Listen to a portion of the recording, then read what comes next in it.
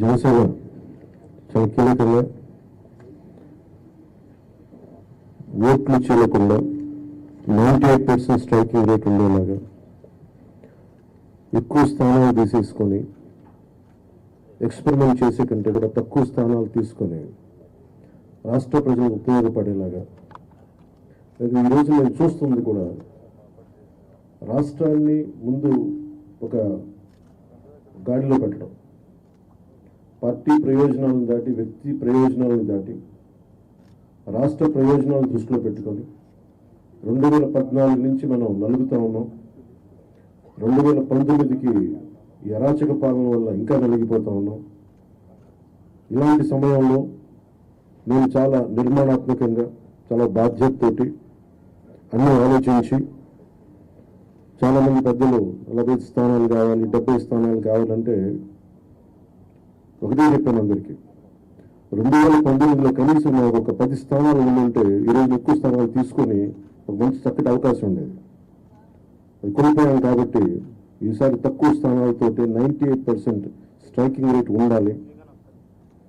దాంట్లో భాగంగానే 24 స్థానాలు 3 పార్లమెంట్లు ఫిక్స్ అయిపోయాం. అలాగే 24 స్థానాలు కనిపిస్తున్నాయి, కానీ జనసేనకి మనం చూడాల్సింది 3 పార్లమెంట్లో ఇంకొక అదనంగా ఇంకొక 18 నుంచి 20 దాకా స్థానాలు అధికంగా యాడ్ అవుతాయి.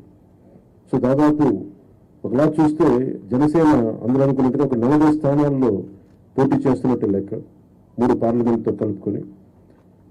నేను కూడా ఈ అలయన్స్ బలంగా ఉండాలి, టీడీపీ జనసేన అలయన్స్ బలంగా ఉండాలి అంటే నేను కూడా ప్రత్యేకించి భారతీయ జనతా పార్టీని దృష్టిలో పెట్టుకొని కూడా నా సీట్లని కుదించుకోవడం జరిగింది. ఇది మన నాయకులందరికీ కూడా వ్యక్తి ప్రయోజనాలను పక్కన పెట్టి రాష్ట్ర ప్రయోజనాలని ముందుకు తీసుకెళ్దాం.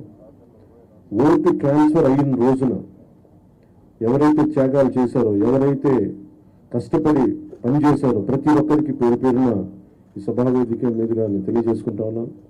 ప్రతి ఒక్కరికి మీ ప్రతిభతోటి, మీ సమర్థతతోటి, మీ అనుభవం ఎలా ఉందో దానికి తగ్గ ప్రతిఫలం ఉంటుంది. భవిష్యత్తులో పదవులు మన ప్రభుత్వం స్థాపించిన వెంటనే ఎలాంటి పదవులు మీ సమర్థతకి, మీ ప్రతిభకి తగ్గట్టుగా ఖచ్చితంగా మీకు అండగా ఉంటామని తెలియజేసుకుంటూ, ప్రతి జన సైనికులకి, ప్రతి వీర మహిళలకి, ప్రతి జనసేన మద్దతుదారులందరికీ కూడా మన ఓటు టీడీపీకి వెళ్ళటం ఎంత ముఖ్యమో టీడీపీ ఓటు కూడా మనకు రావడం అంతే ముఖ్యం.